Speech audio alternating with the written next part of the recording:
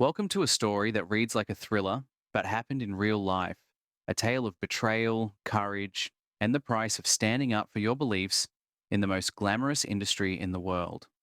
This is the story of the Hollywood Blacklist, a dark chapter that would forever change American cinema and reveal the fragile nature of artistic freedom in a democracy. I'm your host, Oz Dalton, and welcome to yet another episode of American Scandal Report. Picture this. It's 1947, and Hollywood is at the height of its golden age. Stars sparkle on red carpets, studio moguls wield enormous power, and American movies dominate the world. But behind the glitz and glamour, a sinister drama is unfolding, one that would destroy careers, exile talent, and silence voices for over a decade. At the center of this storm are 10 men who would become known as the Hollywood 10, screenwriters and directors who dared to challenge the House Un-American Activities Committee and paid the ultimate professional price. But their story is just the beginning of a saga that involves future presidents, mob connections, exile to Europe, and the systematic destruction of artistic freedom in America. Our story begins not with the Hollywood 10 themselves, but with a man most people outside of Hollywood had never heard of, a flamboyant character who had become the architect of the blacklist. Meet W.R. Billy Wilkerson, editor and publisher of The Hollywood Reporter, a man whose vendetta would change the course of American cinema forever. Wilkerson was impossible to miss in 1940s Hollywood. Picture a man strutting down Sunset Boulevard in custom-tailored suits, grey spats, and a perfectly waxed mustache. He was married 6 times, drove a custom-built Cadillac along with 5 other vehicles, and claimed to have discovered Lana Turner, yes, that Lana Turner, at a luncheonette near his office. He even conceived the idea for the Flamingo Resort in Las Vegas before gangster Bugsy Siegel muscled him out of the project. But Wilkerson's real power came from his daily newspaper, The Hollywood Reporter, which he had founded in 1930. Despite being despised by most studio executives, Fox's Winfield Sheehan literally had his mailroom staff burn copies of the paper outside his office every morning. The Reporter was essential reading for anyone with stakes in the industry. The most influential part of Wilkerson's empire was his front page column, Trade Views, which he would dash off in just 15 to 20 minutes every afternoon while indulging in Coca-Colas. This column would become the launching pad for what we now know as the Hollywood Blacklist. On July 29, 1946, Wilkerson published a column that would change everything, a vote for Joe Stalin. In this piece, he named names, Dalton Trumbo, Howard Koch, and 9 other screenwriters, accusing them of being communist sympathizers who are using the Screenwriters Guild to marginalize anti-communist writers. This wasn't just journalism. It was the opening shot in a war against Hollywood's left-wing community. But here's the twist that makes this story even more compelling. According to his own son, W.R. Wilkerson III, his father's crusade wasn't really about fighting communism at all. It was personal revenge against the studio executives who had undercut his business dealings. As his son would later write, in his maniacal quest to annihilate the studio owners, he realized that the most effective retaliation was to destroy their talent. Wilkerson continued his assault throughout 1946, claiming he had inside information about an FBI report that would soon be delivered to the Attorney General detailing communist subversive activities in Hollywood. He warned that Hollywood was a hotspot for subversion, second only to another undisclosed center, and that the industry deserved scrutiny given the influential Communist Party figures, substantial financial contributions, and the inevitable nationwide media attention. What makes Wilkerson's campaign so chilling is how calculated it was. This wasn't hysteria or paranoia, it was cold, calculated destruction disguised as patriotism. Now let's meet the men who would become the Hollywood 10, a group whose professional circumstances would make their downfall all the more tragic and revealing about the nature of the blacklist. When we look at the 10, we see a stark divide that tells us everything about how the blacklist really worked. 4 of these men, Herbert Biberman, Edward Dmytryk, John Howard Lawson, and Alva Bessie, had seen their careers stagnate or decline by 1947. Samuel Ornitz, the eldest of the group, had experienced success in the 1930s, but hadn't been credited on a film since 1944. Biberman had struggled to become a sought-after director, with only 1 directorial credit after 1944. Bessie had moved to Hollywood in 1943, with great promise at Warner Brothers, even earning an Academy Award nomination. But by 1947, his sole post-war achievement was a shared credit on a minor independent film. John Howard Lawson's story is particularly telling. Despite maintaining his reputation as a talented writer and achieving critical and financial success with war themed movies like Sahara, Action in the North Atlantic, and Counterattack, his radical views had made him undesirable among studio executives. He had managed only one screen credit for Smash Up in 1947, after being dismissed by Harry Cohn during a labor strike in 1945. But here's what makes the blacklist so insidious. The other 5 members of the Hollywood 10 were at the peak of their careers, holding valuable contracts and enjoying high esteem from their studios. Dalton Trumbo was approaching his 42nd birthday when he signed one of the most lucrative screenwriting contracts in Hollywood history with MGM, a $3,000 weekly salary, which was enormous money in 1947. His war year contributions had included 3 hit films, A Guy Named Joe, 30 Seconds Over Tokyo, and Our Vines Have Tender Grapes. He was so valued that MGM allowed him the flexibility to serve as a speechwriter for Secretary of State Edward Stettinius at the 1945 United Nations Founding Conference in San Francisco, and spend 6 weeks in the Pacific as a war correspondent. Edward Dmytryk, 39, and Adrian Scott, 36, were crucial figures at RKO. Dmytryk had directed 11 films since 1942, and Scott had produced 6. Their latest collaboration, Crossfire, was a hit that received numerous awards celebrating brotherhood and humanitarianism. Studio head Peter Rathbone expressed genuine regret at potentially losing such talented craftsmen, describing them as incredibly skilled artisans. Lester Cole, slightly older than Dmytryk or Trumbo at 43, had been a fixture in the industry with screen credits dating back to 1932. This divide reveals the true nature of the blacklist. It wasn't just about removing supposed communist influence from struggling careers. It was about destroying successful, talented professionals who happened to hold the wrong political beliefs. The blacklist was equally willing to sacrifice proven box office draws and Academy Award nominees as it was to eliminate those whose careers were already faltering. The Hollywood 10 hearings of 1947 weren't just about 10 screenwriters and directors. They were a launching pad for some of the most significant political careers in American history. The cast of characters reads like a who's who of future American leadership, making these hearings one of the most politically significant moments of the post-war era. Enter Richard Nixon, then a member of the House Un-American Activities Committee, who came to the hearings with a fervent anti-communist stance. He promised that the hearings would reveal an extensive communist network infiltrating the film industry. But during the actual proceedings, Nixon adopted a surprisingly subdued approach, asking straightforward questions and expressing support for influential studio executives like Louis B. Mayer, who would later become one of his financial benefactors. Here's where it gets interesting. Nixon's commitment to the hearings was questionable at best. He disappeared abruptly during the second week, claiming to have been summoned back to Southern California. When the Committee for the First Amendment tried to consult with him, hoping his position as the only Californian congressional member on the panel might make him more reasonable, Nixon proved elusive. Filmmaker William Wyler couldn't locate him at either his office or residence. Nixon's focus had already shifted to what would become his career-defining moment, the Alger Hiss case. But Nixon wasn't the only future president in attendance. Ronald Reagan was there too, representing the Screen Actors Guild. At this point, Reagan was still primarily known as an actor, but his participation in these hearings would help establish his political credentials and his reputation as a reliable anti-communist voice. Future Senator George Murphy was also present, holding a leadership role in the Screen Actors Guild alongside Reagan. These men were witnessing and participating in what would become a template for Cold War political theater. Perhaps most ominously, Senator Joseph McCarthy of Wisconsin was in attendance, preparing to embark on his infamous career as America's leading anti-communist provocateur. McCarthy praised the committee's work, reinforcing the political climate of fear and suspicion that would define the next decade of American politics. The hearings revealed several critical lessons that would shape American politics for years to come. The committee's unwavering commitment to its anti-communist agenda, disregarding legal and constitutional protections.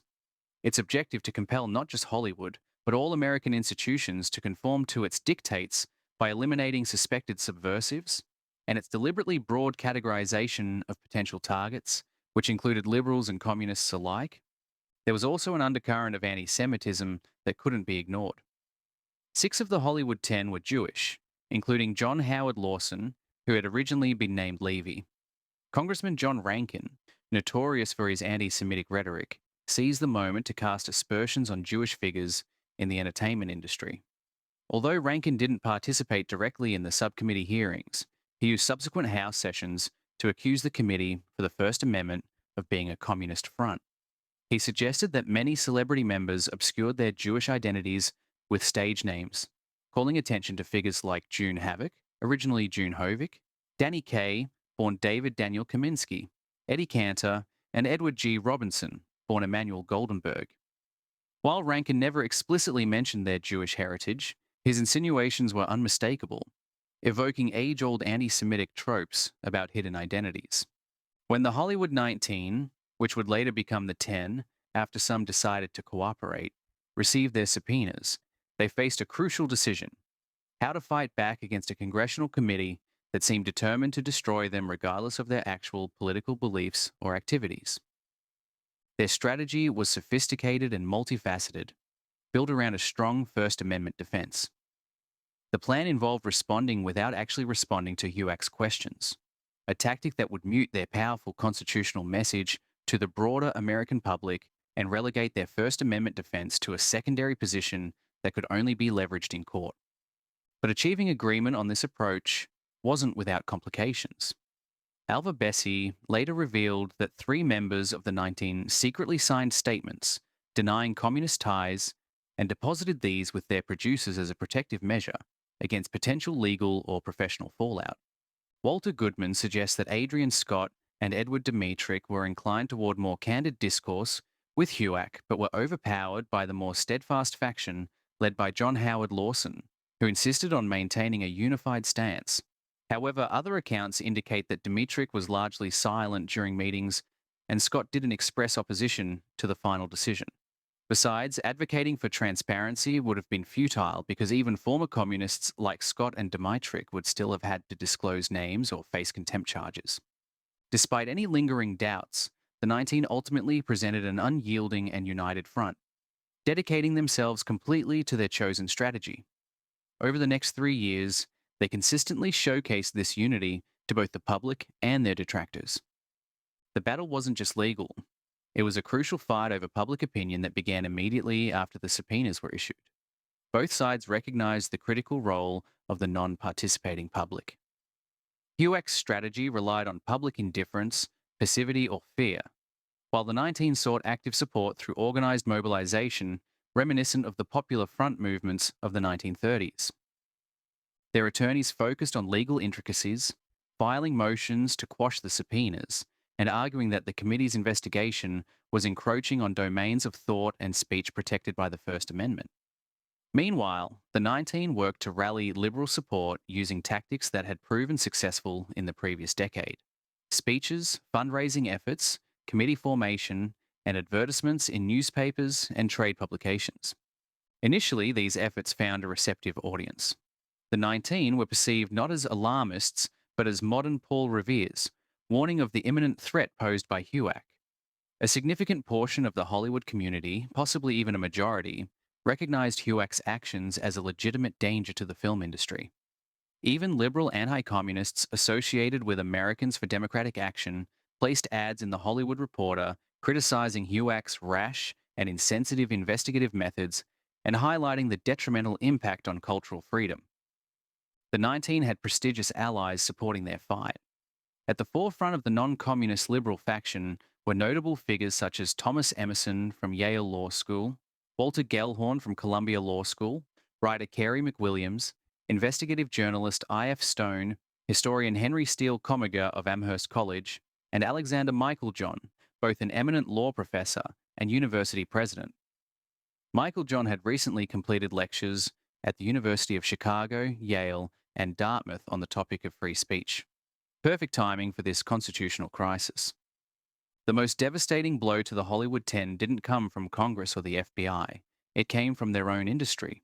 The moment that sealed their fate occurred at the Waldorf Astoria Hotel in New York.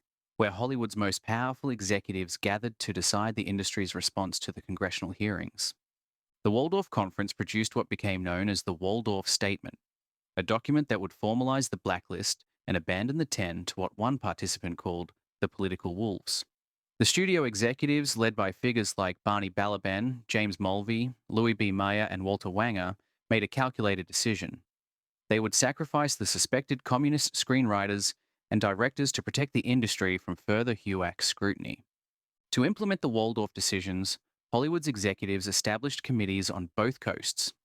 The Eastern Committee served an advisory role, while the Western Committee was tasked with putting the Waldorf Statement into action. The West Coast group appointed representatives to engage with the major talent guilds, actors, directors, and writers to explain the studio's position and seek their cooperation. On November 27th, a pivotal meeting took place. Ronald Reagan represented the actors, William Wyler represented the directors, and a group of writers, including Sheridan Gibney and George Seaton, participated. The guild representatives were disturbed by the implications of the Waldorf Statement. Their primary concern wasn't just the existence of the blacklist, but its potential indefinite duration. Peter Rathbone, who had initiated the dismissals at RKO, attempted to reassure the guilds. He promised that no formal blacklist would be established and pledged that people wouldn't be fired or refused employment simply due to suspicion, with the notable exception of exposed HUAC witnesses. This assurance was meant to prevent further exposures that could harm innocent people in the industry, but the damage was already done. On November 24th, as film producers commenced their discussions at the Waldorf Astoria, the U.S. House of Representatives convened to deliberate on the contempt of Congress charges against the 10. The Conservatives, led by Parnell Thomas and his committee, seized the moment to advocate their October actions while launching harsh critiques of the uncooperative witnesses. The core accusations against the unwilling witnesses were steeped in political concerns. According to Thomas, they had been implicated in communist activities over multiple years. Their actions were perceived through a political lens rather than constitutional rights and First Amendment appeals. Their defiance before HUAC was interpreted as evidence of their political leanings and ideological beliefs. The industry's betrayal extended beyond just the executives. The aftermath revealed a profound lack of unity within Hollywood's liberal community. The Motion Picture Alliance for the Preservation of American Ideals remained largely supportive of HUAC, while anti-communist liberals distanced themselves from the communists, further fracturing any potential opposition. Melvyn Douglas, in a letter to Chat Patterson of the American Veterans Committee, emphasized the importance of maintaining ideological clarity and not aligning with communists. James Loeb Jr. of Americans for Democratic Action criticized the Waldorf Statement as disastrous, indicating internal dissent among liberals regarding the industry's direction. However, these private criticisms rarely translated into public opposition. While liberal groups called for HUAC's reform, none demanded its abolition outright. This timid approach allowed more conservative unions, like those representing actors and directors, to tacitly support HUAC's agenda. If you're finding these behind-the-scenes dynamics as revealing as the public showdowns, don't forget to like, follow, and subscribe to this podcast on Spotify, Apple Podcasts, and YouTube. Your support ensures that stories about power, persecution, and resilience in Hollywood's past continue to reach curious minds everywhere. Perhaps the most heartbreaking aspect of the Hollywood Blacklist was how it turned creative communities against themselves. Nowhere was this more evident than within the Screenwriters Guild, where the Hollywood 10 had been not just members but leaders and founders. The 1947 Guild elections became a battleground between competing visions of what the organization should be.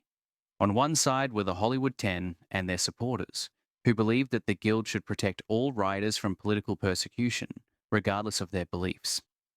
On the other side was the All-Guild Committee, which viewed the 10's problems with HUAC as personal political matters rather than professional union issues.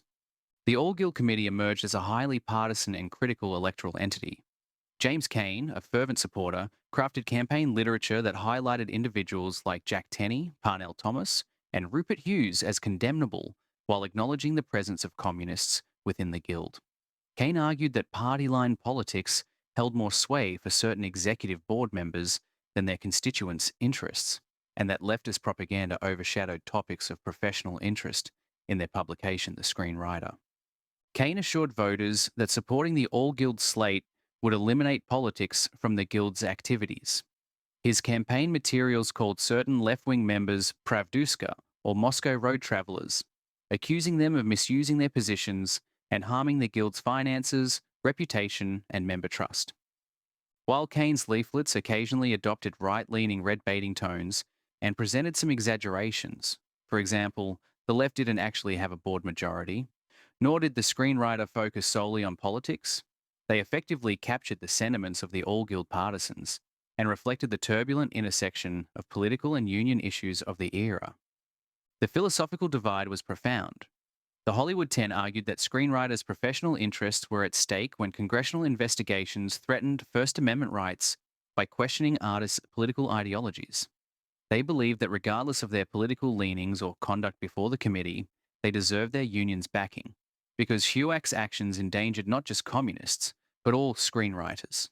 The all-guild perspective was fundamentally different. They deemed the 10's problems with HUAC to be personal political matters, not professional union issues worthy of guild support.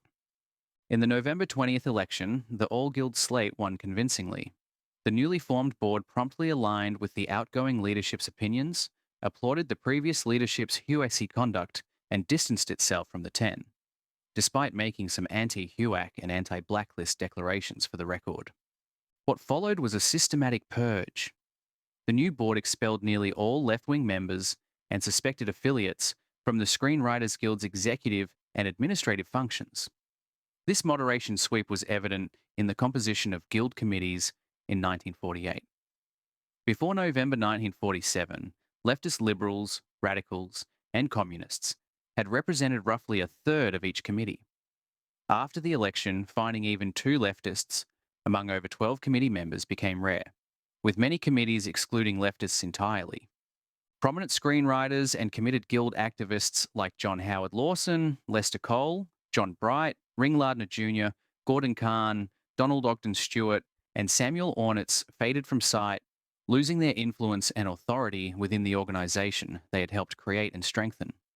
The organised left within the Screenwriters Guild essentially disappeared, losing its substantive and structured presence. This internal betrayal was perhaps more devastating than the congressional hearings themselves. To be abandoned by your own professional organisation, by colleagues who understood the creative process and the importance of artistic freedom, cut deeper than political persecution from outsiders. As the blacklist took hold, fear became the dominant emotion in Hollywood's creative community.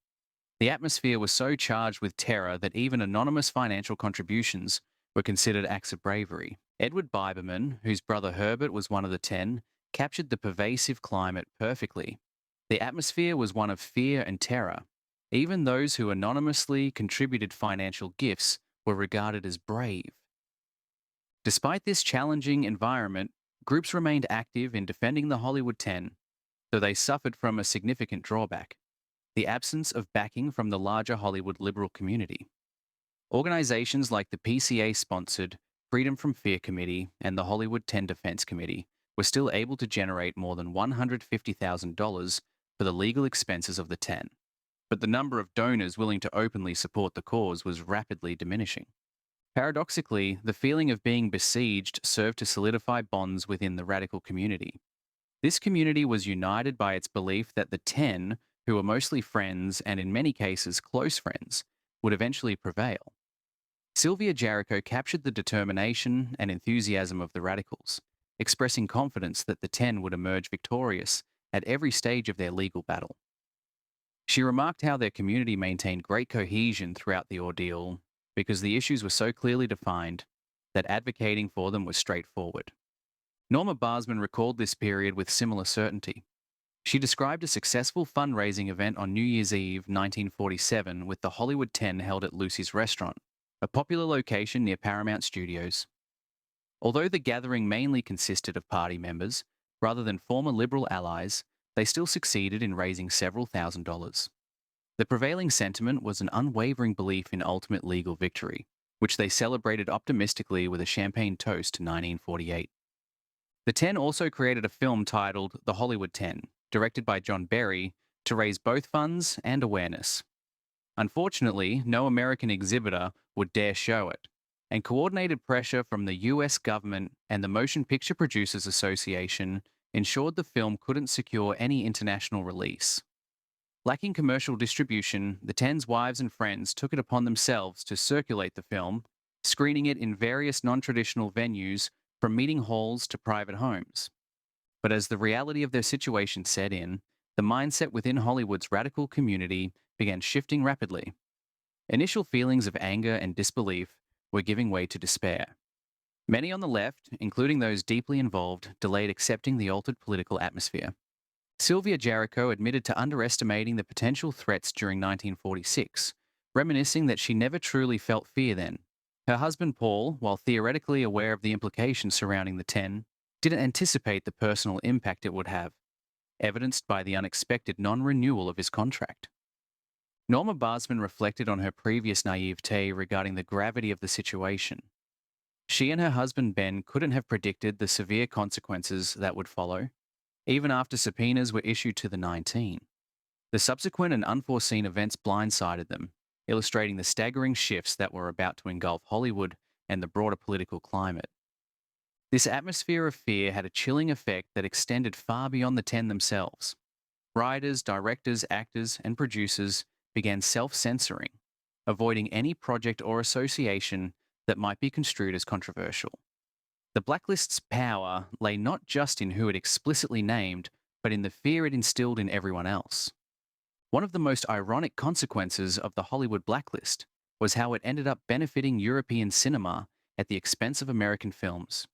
The very talent that Hollywood rejected found new homes and achieved remarkable success across the Atlantic, creating an embarrassing situation for an industry that prided itself on being the best in the world.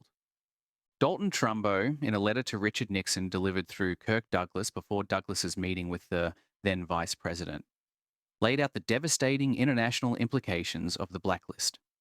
Trumbo began by noting that the Academy Awards night was perhaps the most globally broadcasted cultural event and fundamentally American in nature. He pointed out that the annual scandal surrounding the blacklist significantly tarnished America's international reputation, providing ammunition for anti-American sentiment in other nations. The situation adversely affected the credibility of the Academy, the embattled American film industry, and the US government, which critics often held accountable for the blacklist. Trumbo emphasized to Nixon the severe damage the blacklist inflicted on both the film industry and America's image overseas. He illustrated this with compelling examples of blacklisted professionals thriving in Europe.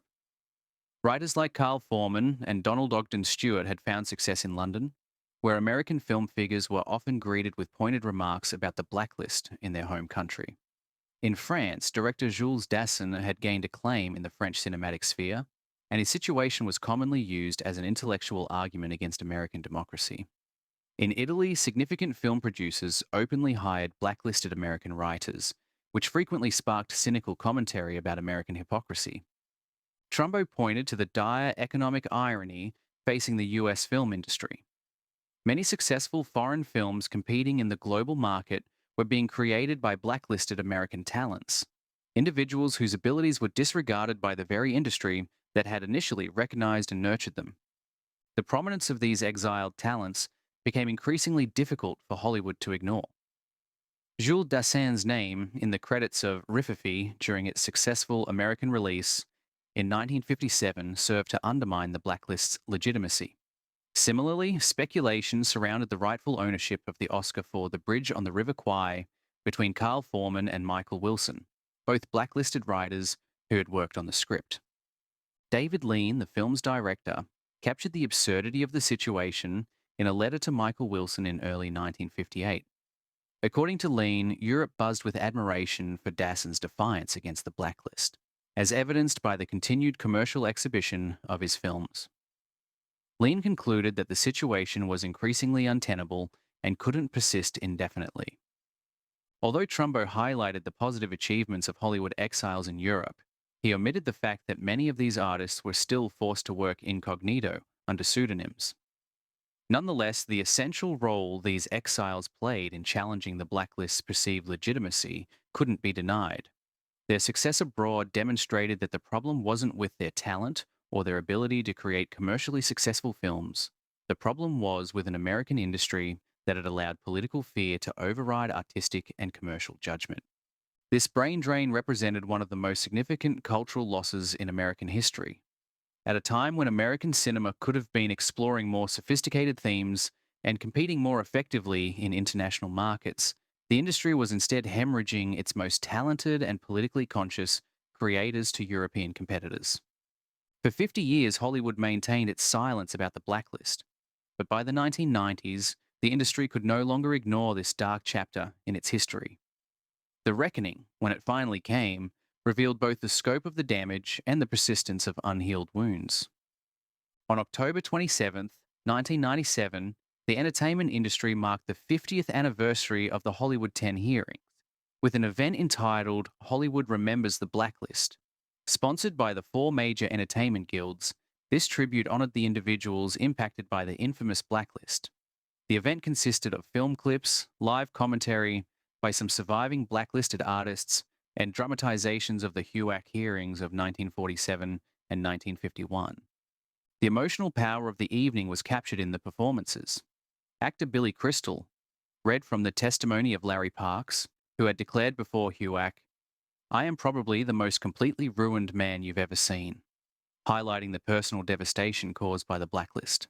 John Lithgow presented a segment of Sterling Hayden's testimony, while Kevin Spacey played blacklisted screenwriter Paul Jarrico. Actress Alfre Woodard delivered a powerful reading of a letter penned by blacklisted actress Anne Revere in 1953, in which Revere had demanded, unsuccessfully, that her fellow Screen Actors Guild members repeal a loyalty oath they had imposed on all members. Remarkably, this oath had persisted as a requirement until 1967, when members of the Grateful Dead rock band refused to sign it. Richard Masur, then president of the Screen Actors Guild, voiced the organization's regret. "We regret that when courage and conviction were needed to oppose the blacklist, the poison of fear paralyzed our organization." The Directors Guild, Writers Guild of America, and American Federation of Radio and Television Artists also expressed remorse for their roles. The Writers Guild took concrete action, working to restore screen credits denied to blacklisted writers. By 2000, credits for 82 films had been corrected, with over 100 more under review. This painstaking work revealed the extent to which the blacklist had erased contributions from film history. But despite these acknowledgements, scars remained deep. In March 1999, when director Elia Kazan was slated to receive an honorary Oscar, the event was marred by controversy. Although he was embraced on stage by director Martin Scorsese and actor Robert De Niro, some Motion Picture Academy members chose not to stand or applaud. External protests were led by around 250 demonstrators, including blacklisted screenwriters Bernard Gordon and Robert Lees. A full-page ad in Daily Variety criticized Kazan for his testimony against former colleagues nearly 5 decades earlier.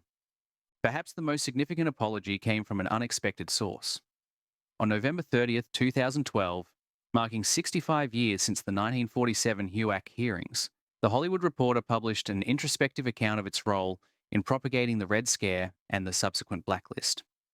W.R. Wilkerson, the third son of Billy Wilkerson, the publication's founding editor, offered a sincere apology. He explained that his father's actions were driven more by a vendetta against studio heads due to personal grievances than by genuine anti-communist fervor. In his maniacal quest to annihilate the studio owners, he realized that the most effective retaliation was to destroy their talent, wrote Wilkerson III. He acknowledged the blacklist's silencing effect on many talented individuals and the devastation it wrought on careers. Although Billy Wilkerson had passed away in 1962, his son expressed hope that his father would have eventually apologized for these actions. Consequently, he extended his sincerest apologies and deepest regrets to those harmed by the blacklist. The impact on American cinema was measurable and lasting. According to a study by Dorothy B. Jones for the Fund for the Republic in 1956, Hollywood films with social themes peaked at 21% in 1947, but drastically fell to 9% by 1950 and 1951. In contrast, escapist entertainment surged during this time. While a handful of 1950s films, including High Noon, From Here to Eternity, On the Waterfront, and Giant, delivered impactful social commentary, many esteemed filmmakers of that era generally avoided social topics. opting instead for cultural and psychological themes. The revival of blacklisted writers and directors in the 1960s signaled a new chapter in American cinema. Ring Lardner Jr. won an Academy Award for MASH, 1969, while Waldo Salt received Oscars for Midnight Cowboy, 1969, and Coming Home, 1978. As these creators re-engaged with the film industry, they paved the way for others, including Warren Beatty, Hal Ashby, Norman Jewison, and Francis Ford Coppola, to craft films with substantial political themes, thus re-establishing a tradition of social engagement in Hollywood storytelling. The Hollywood Blacklist represents one of the most shameful chapters in American cultural history, a time when fear triumphed over freedom, when political orthodoxy was valued more than artistic excellence, and when an industry built on dreams and imagination surrendered to the forces of repression and conformity. The story reveals how quickly democratic institutions can crumble when fear takes hold, how talented individuals can be sacrificed for political expediency, and how the very people who should have stood up for artistic freedom, studio executives, guild leaders, and fellow artists, instead chose the path of collaboration and betrayal. But it also shows the resilience of the human spirit and the power of talent to transcend political boundaries. The blacklisted artists who found success in Europe, the supporters who risked their careers to help fund legal defenses, and the eventual acknowledgement of wrongdoing all demonstrate that truth and justice, while sometimes delayed, can ultimately prevail. The Hollywood Blacklist serves as a warning for every generation.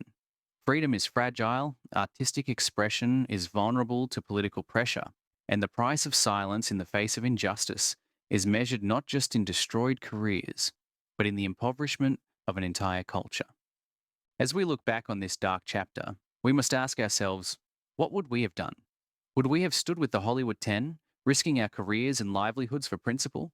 Or would we have joined the majority who chose safety over solidarity, self-preservation over standing up for what's right? The answer to that question matters, because the forces that created the Hollywood Blacklist, fear, political pressure, and the demand for ideological conformity, didn't vanish in the 1960s. They're still with us, always lurking, waiting for the right moment to resurface. The best defense against them is to remember this story, to honor those who paid the price for their principles, and to commit ourselves to never letting fear triumph over freedom again. This has been the story of the Hollywood Blacklist with your host, Oz Dalton, a tale of courage and cowardice, of talent silenced and eventually redeemed, of an industry that lost its way, and the individuals who stood their ground and paid the ultimate price for believing in the power of truth and expression. If this episode left you thinking differently or feeling more deeply, please like, follow, and subscribe on Apple Podcasts, Spotify, YouTube, or wherever you listen. It's the best way to support this show and help others rediscover the moments in history that still echo today. And if you're ready to explore more powerful stories like this, stories of resistance, resilience, and the real-world consequences of unchecked power, then don't miss out on Skoob, the AI-powered podcast app with over thousands of curated podcasts. Download Skoob today from the App Store or Play Store and keep digging into the truths others tried to silence. Until next time, remember, knowledge isn't just power, it's protection. Never forget, never again.